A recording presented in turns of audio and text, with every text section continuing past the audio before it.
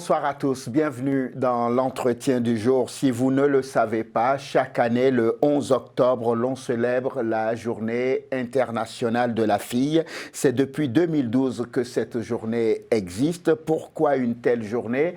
Comment aider les petites filles et les adolescentes à vaincre leurs difficultés, notamment liées à leurs conditions d'enfants et de personnes de type féminin?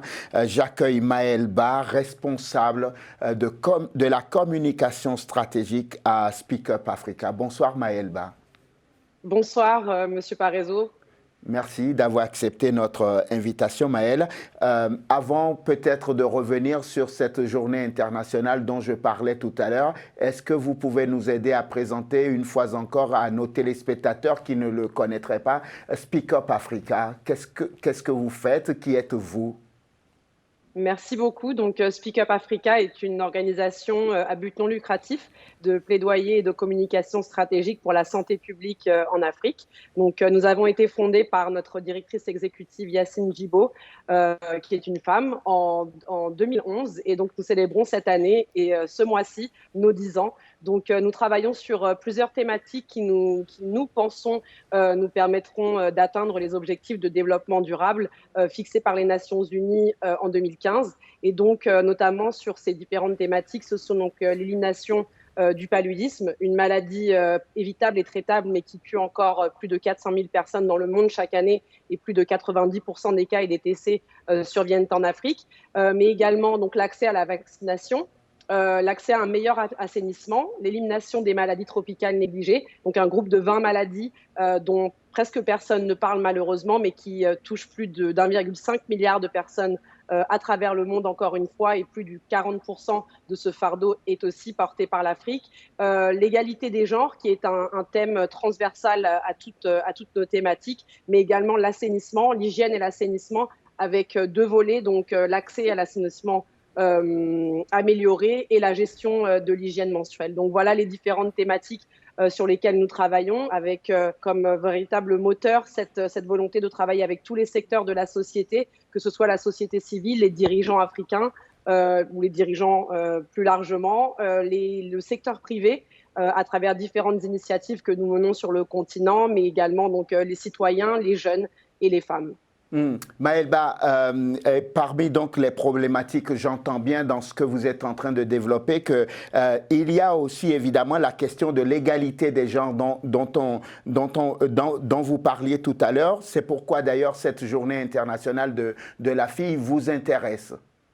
Exactement. En fait, cette journée, elle a été donc mise en œuvre par l'Assemblée générale des Nations Unies suite en fait à une conférence, donc la conférence mondiale sur l'égalité des genres, qui s'est déroulée à Pékin, à Beijing en 1995 et qui célébrait donc l'année dernière ses 20 ans. Malheureusement, donc, lors de cette conférence, beaucoup d'engagements, beaucoup d'actions ont été prises et beaucoup de personnes et la société civile, les dirigeants, etc., se sont engagés. Mais on voit qu'à l'heure d'aujourd'hui, encore une fois, peu de choses ont été faites pour vraiment s'assurer que les femmes et les jeunes filles jouissent des droits auxquels elles devraient avoir droit naturellement du fait d'être des êtres humains. Et donc, cette journée vient vraiment rappeler donc l'importance des droits à l'éducation, à la santé, à vivre et à ne pas vivre sous la menace de la violence. Donc, c'est vraiment pour nous une journée très, très importante, sachant qu'on est une organisation qui est donc dirigée par une femme, où beaucoup de femmes travaillent. Je suis moi-même une femme et je sais que l'importance de mes droits est très importante pour pouvoir faire réaliser mon plein potentiel. Maëlle, pardonnez-moi si je vous pose cette question, mais je me demandais si au-delà des slogans, instituer une telle journée servait vraiment à quelque chose. Mais au-delà des slogans, je pense que déjà avoir des journées comme ça qui sont célébrées par les partenaires à travers le monde, c'est vraiment important en termes de plaidoyer. Donc pour nous, organisation de plaidoyer, pour rassembler toutes les voix essentielles sur les différentes thématiques sur lesquelles on travaille et s'assurer que ces droits et tous ces devoirs que la société a envers les jeunes filles soient célébrés. Donc oui, au-delà des slogans, c'est important de pouvoir en parler et d'avoir une journée dans l'année où on va pouvoir passer le message, que ce soit aux dirigeants, que ce soit à la société civile, que ce soit aux citoyens, mais également aux femmes et aux jeunes filles pour leur dire que nous sommes avec elles, nous les soutenons et voilà les activités et les choses auxquelles elles ont le droit et qu'elles sont aussi le centre des politiques qui sont mises en œuvre à travers nos pays. Vous avez bien compris que c'était juste une parenthèse de provocation pour pouvoir vous permettre de mieux vous expliquer, pour que ceux qui nous écoutent comprennent qu'il est important de défendre le dossier sur lequel vous travaillez. J'étais en train de me dire que des journalistes comme nous, c'est probablement pour éviter que des journalistes comme moi vous posent des questions de ce genre-là que vous avez dû lancer Voix essentielles aussi, non ? Exactement, et c'est parce que nous avons ici aujourd'hui, encore une fois, à travers cette interview, la chance de pouvoir faire porter nos voix. Et donc, c'est pour ça que le Fonds mondial et la Fondation Chanel se sont alliés et ont donc lancé l'initiative Voix essentielles qui est mise en œuvre par notre organisation, Speak Up Africa, parce qu'il a été prouvé en fait que l'engagement des femmes dans les processus sociaux et les politiques qui sont menées à leur insu est important en fait pour qu'elles puissent faire entendre leur voix. Et donc à travers l'histoire, les femmes et les jeunes filles ont été systématiquement en fait exclues des espaces de prise de décision et des programmes qui affectent leur santé et leur bien-être. Et donc cette initiative Voix essentielle, elle vise à corriger ce qui a été fait par le passé pour soutenir les jeunes filles et les femmes dans toute leur diversité en favorisant leur engagement significatif dans les processus de prise de décision. Donc avoir un siège à la table de la prise des décisions et avoir une voix à cette table-là aussi, c'est vraiment une initiative essentielle. Maëlba, pardonnez-moi, on va être concret. Vous dites que cette initiative, c'est pour corriger quelque chose qui pendant longtemps a été une anomalie, c'est-à-dire qu'on prenait des décisions au nom des femmes, au nom des jeunes filles, sans jamais les impliquer. Et à Speak Up Africa, vous vous dites, il faut que ces voix comptent, elles sont essentielles à la prise de décision pour nos sociétés, nos familles, pour tout d'ailleurs. En fait, pour moi, c'est tellement logique que oui, si on veut prendre des décisions pour des personnes, pour un groupe de personnes qui ont des besoins spécifiques, par exemple, les femmes, on a, par exemple, l'hygiène menstruelle, ce n'est pas un problème que les hommes ce n'est pas du tout, c'est même pas un problème, c'est un processus naturel, c'est spécifique aux femmes et pourtant toutes les décisions sur l'hygiène menstruelle sont prises par des hommes. Pareil pour la lutte contre le paludisme, ce sont les hommes qui sont à la table des décisions et pourtant le paludisme impacte de façon disproportionnée les femmes. En 2019, 11 millions de femmes enceintes en Afrique ont été infectées par le paludisme et donc en fait ces infections, elles se transforment déjà en des potentiels décès chez les femmes, mais également une anémie chez le nouveau-né, un faible poids chez le nouveau-né et d'autres complications qui ont des implications sur toute la vie de l'enfant. Et donc, en fait, encore une fois, le paludisme qui touche de façon disproportionnée les femmes,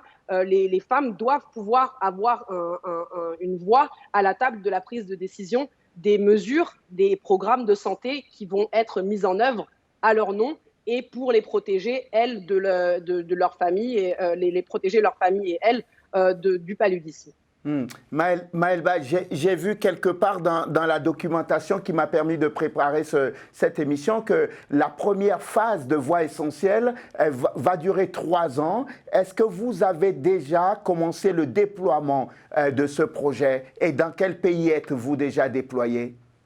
Alors, la première phase, donc la phase pilote de Voix essentielles, est sur une durée d'1 an. Et donc, elle est au niveau du Burkina Faso, de la Côte d'Ivoire et du Sénégal.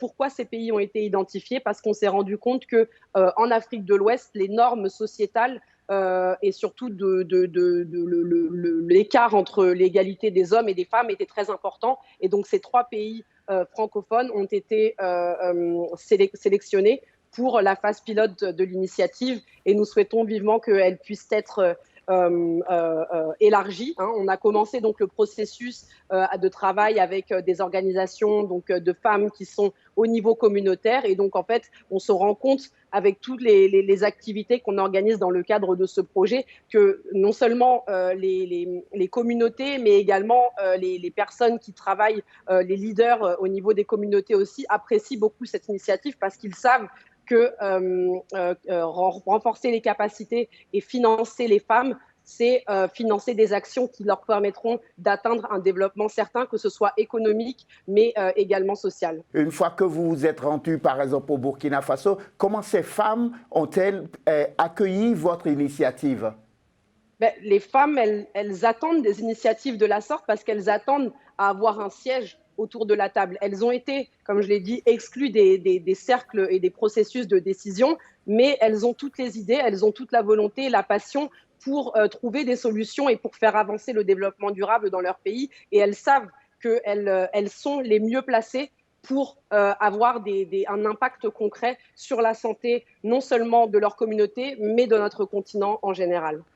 J'ai vu que pour rendre vraiment efficace Voix essentielle, il y avait un conseil consultatif. Est-ce qu'il y a combien de membres sont dans ce conseil consultatif et quel est le rôle de ce conseil consultatif? Eh bien, ce conseil consultatif, en fait, il vise vraiment à soutenir notamment donc, la prise de décision au sein de Speak Up Africa, mais également soutenir donc, avec un système de mentorat les différentes organisations qui vont faire partie de l'initiative. Et donc, nous sommes ravis d'avoir le professeur Ndioro Ndiaye, donc, qui est l'ancienne ministre de la Femme et de la Famille et de l'Enfant du Sénégal, mais également l'ancienne directrice adjointe de l'Organisation internationale des migrations et la coordonnatrice du réseau Égalité Femmes-Hommes francophone, qui est donc à la tête de ce comité consultatif et qui nous donne des conseils à nous, parce qu'on n'a pas la science infuse, pour vraiment trouver les meilleures voies et moyens de soutenir ces organisations de femmes et d'avoir un impact concret au niveau de ce programme et de cette initiative qui vient d'être lancée. Maëlba, on arrive malheureusement au terme de cet entretien, ça passe très vite. J'avais envie de vous laisser le temps de vous adresser directement aux filles, aux femmes, aux adolescentes qui nous écoutent aujourd'hui, d'abord à l'occasion de cette journée internationale des filles et surtout aussi pour faire passer le message à ces voix essentielles justement. Je pense que c'est cette journée, donc la journée internationale des jeunes filles, elle est marquée le 11 octobre, mais pour moi, la journée des jeunes filles, c'est tous les jours de l'année. Pourquoi? Parce que les jeunes filles et les femmes, en tout cas pour moi en Afrique, sont les véritables agents du changement. C'est elles qui vont pouvoir nous porter au devant et vraiment au plus près de l'atteinte de nos objectifs. Et donc, c'est leur passion, c'est leur engagement, c'est le fait qu'elles travaillent tous les jours dans l'ombre des héros ordinaires, mais qui vraiment œuvrent pour que nos communautés, nos populations et notre continent aillent de l'avant et soient le continent du présent, mais aussi du futur. Très bien, Maëlba, merci beaucoup. Je rappelle que vous êtes responsable de la communication stratégique à Speak Up Africa. Merci infiniment d'avoir été avec nous à l'occasion de cette journée internationale de la fille célébrée chaque 11 octobre. Merci vraiment d'avoir pris du temps pour venir dans cette émission. Merci beaucoup, Monsieur Parezo. À bientôt. À bientôt. Merci à vous de nous avoir suivis. L'entretien du jour s'achève. Excellente suite de programme, évidemment sur Télé Sud. À la semaine prochaine.